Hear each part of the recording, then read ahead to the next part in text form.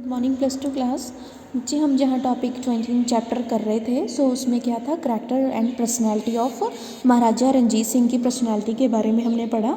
सो बच्चे हमने पॉइंट इनके क्लियर कर लिए थे, तो 5th पॉइंट और 6th पॉइंट हमारा रह गया था। सो आपने इसे क्या है एक पैराग्राफ में बना के क्वेश्चन को अटैम्प्ट करना है। सो उसमें पैराग्राफ क्या था आपका कि failure to build up and the enduring state the personal responsibility of Maharaja Ranjit Singh.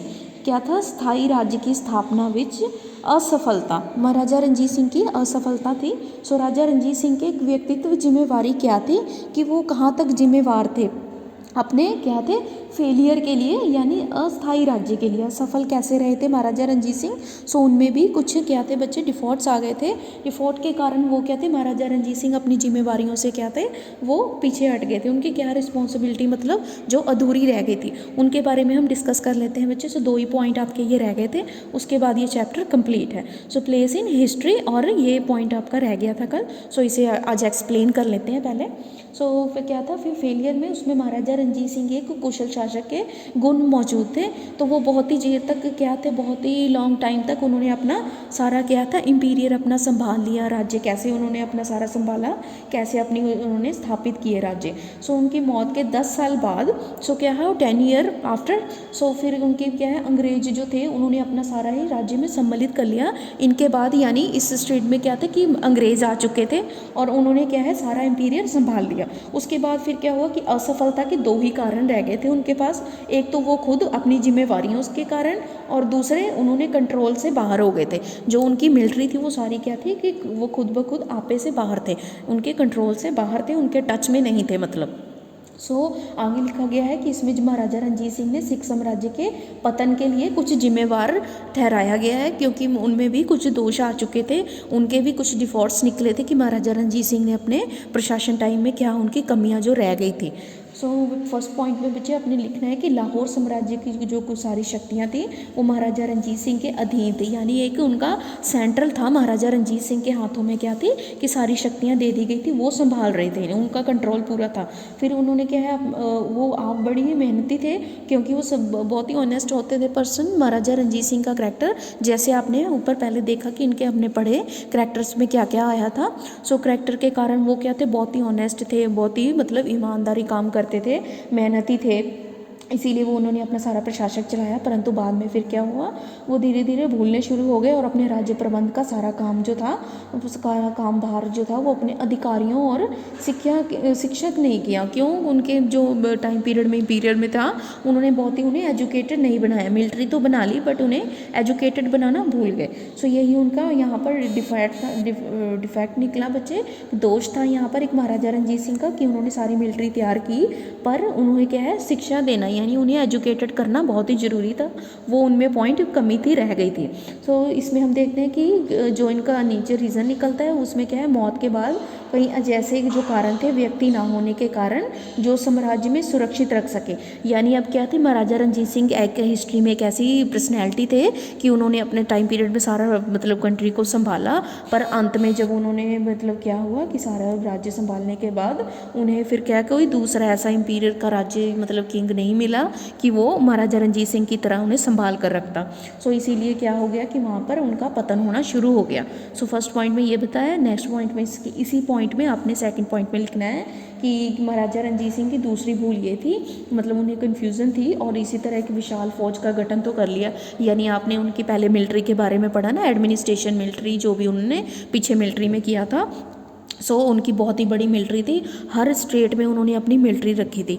पर एक मिलिट्री को क्या होता है कि कमांडर चीफ की जो ज़रूरत होती है उन्हें सलाह देने की, सो वो उनके पास क्या थे कि कमी थी उनकी, उनके कारण क्या है उनका कंट्रोल था हर शहरों पर नहीं हो पाया। सो इसी कारण उनकी ये दूसरी कमी रह गई थी बच्चे, जहाँ पर उन्हें क्या है सज़ा और उत्तराधिकारी देने वाला, भुगतान डालने वाला उनका कोई नहीं बचा, और जागीरदारी भी बहुत ही कमज़ोर हो गई थी। परंतु खालसा फौज में इतनी शक्ति आ चुकी थी कि उनके उत्तराधिकारी उत्तराधिकारी जो थे उनका कंट्रोल ना रख सके। यही महाराजा रंजीत सिंह में डिफ़ॉल्ट था कि उन पर क्या थे कि उत्तराधिकारी जो उन्होंने बना दिए थे जागीरदारियों के लिए, तो जागीरदारी क्या थे, उनका कोई कंट्रोल नहीं रह गया था यहाँ पर।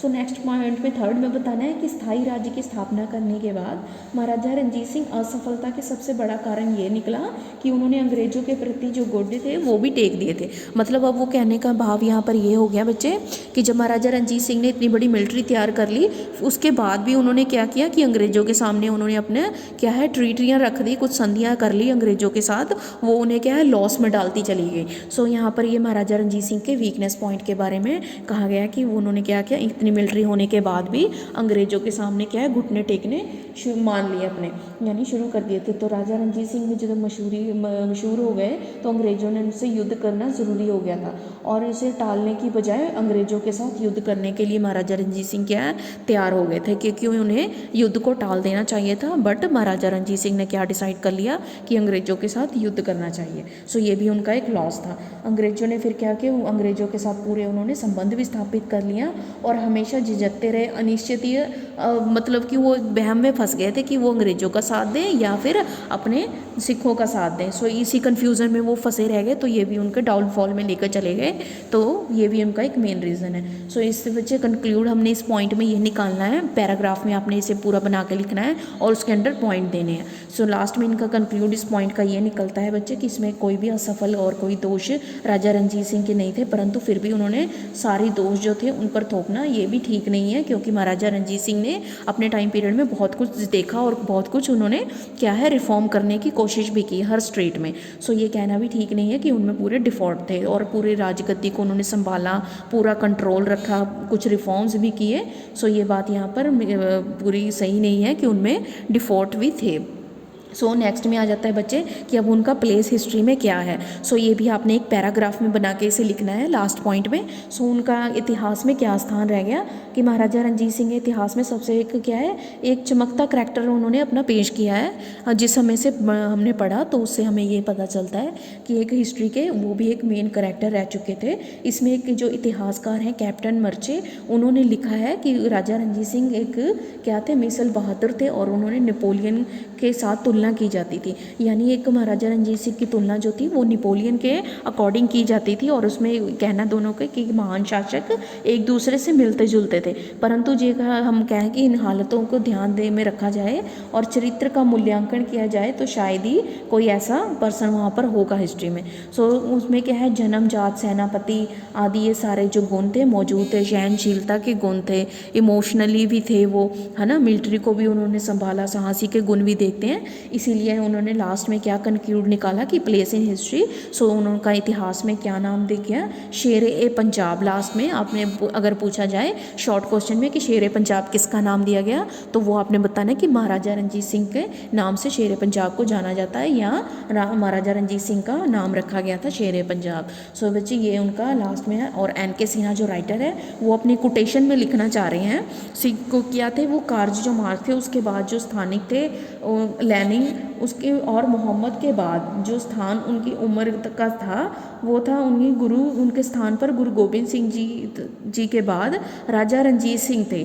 यानी उन्होंने क्या थी सारी इंस्ट्रक्शन किससे फॉलो की थी, गुरु गोबिंद सिंह द्वारा उनकी सारी इंस्ट्रक्शन फॉलो की गई हुई थी। जो गुरु गोबिंद सिंह जी ने अपने क्या है ग्रंथ में लिखा था उन्हें ही महाराजा रंजीत सिंह ने फॉलो करके क्या है एक सिखों की मिसल कौम तैयार कर दी, एक मिलिट्री तैयार कर दी। इसीलिए उनका पंजाब में क्या है नाम चमक रहा है। सो शेर ए पंजाब के नाम से उन्हें जाना जाता है। ये बच्चे आपने करना है। यहाँ पर आपका चैप्टर ये पूरा कंप्लीट है। नेक्स्ट चैप्टर में हम पढ़ेंगे कि उनका फर्स्ट एंग्लो वॉर, सो सिखों के साथ जो उनका फर्स्ट एंग्लो वॉर हुआ है वो हम पढ़ेंगे। उनके साथ आपका बच्चे मैप भी अटैच है, वो हम नेक्स्ट चैप्टर में करेंगे। Thank you.